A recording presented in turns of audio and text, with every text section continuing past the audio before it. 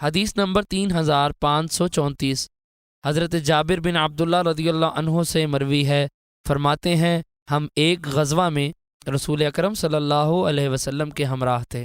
جب ہم آئے تو میں اپنے سست رفتار اونٹ کو تیز چلا رہا تھا۔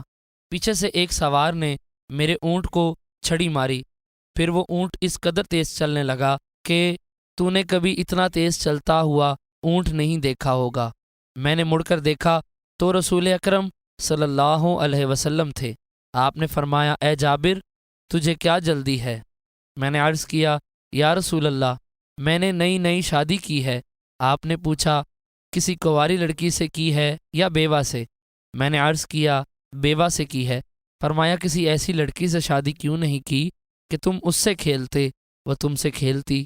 فرماتے ہیں جب ہم مدینہ طیبہ پہنچے اور شہر میں داخل ہونے لگے تو آپ نے فرمایا، ٹھہر جاؤ، رات کو یعنی عشاء کے وقت داخل ہوگے تاکہ جس عورت کے بال بکھرے ہوئے ہوں وہ کنگھی کر لے، اور جس کا خاوند باہر گیا ہو وہ اپنی شرم گاہ کے بال صاف کر لے، اور پھر جب تم جاؤ گے تو سمجھداری سے کام لینا۔